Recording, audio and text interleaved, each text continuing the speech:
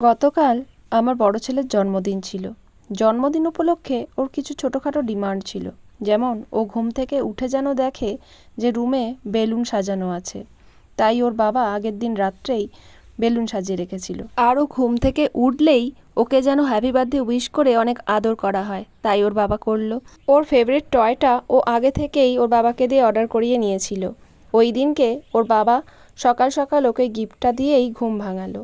তারপরে সকাল সকাল চিজ বল খেতে চেয়েছিল, সেটাও বানিয়ে দিয়েছি। আর দুপুরের লাঞ্চে ও যা যা খেতে চেয়েছিল সেগুলো বানিয়েছি।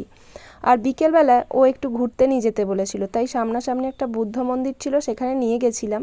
কিন্তু একটু অন্ধকার হয়ে গেছিলো, তাই খুব একটা ভালো ভিডিও আসেনি। আরও একদিন সকালের দিকে বলেছি আসবো। তো যাই হোক, এখান থেকে আমরা বেরিয়ে মুভি হলেও গিয়েছিলাম, তবে মুভি হল বন্ধ ছিল। তারপরে আমরা পার্কেও নিয়ে গেছিলাম বাচ্চাদের, একটু পার্কে খেলাধুলা করে মোমো টোমো নিয়ে তারপরে বাড়ি ফিরেছিলাম।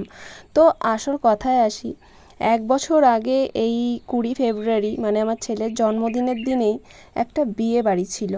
তো সেই বিয়ে বাড়িতে আমি যাওয়ার জন্য প্রচুর উতলা হয়ে গেছিলাম। তো আমার বড় ছেলে এবং আমার বর কিছুতেই বিয়ে বাড়ি যেতে রাজি ছিল না। একমাত্র আমার জোরজবস্তির জন্যই ওরা গিয়েছিল। আমার ছেলের খুব ইচ্ছে ছিল আমি যেন ওই দিন বাড়িতেই ওকে নিয়ে অনেক সেলিব্রেট করি। তো আমি সেলিব্রেট তো দূরের কথা, ওকে হ্যাপি বার্থডে উইশ করতেও ভুলে গিয়েছিলাম, এত বিয়ে বাড়ির নেশা আমার মধ্যে চেপেছিল।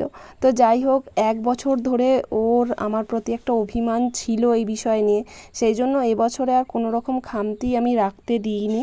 নিজের হাতে কেক বানিয়েছিলাম আগের দিন রাত্রে, তারপরে আমরা ঘুরে টুরে এসে ওই কেকটাই ছেলে কাটলো। তো ঘরোয়াভাবে বাচ্চার ইচ্ছে অনুযায়ী তার বার্থডে সেলিব্রেট করে খুবই ভালো লাগছে। আর গত বছর বিয়ে বাড়ির নেশায় বাচ্চার জন্মদিনটাকে বেশি গুরুত্ব না দেওয়ার জন্য আমি নিজেকে খুবই লজ্জিত মনে করছি বাচ্চার এবং বরের কাছে।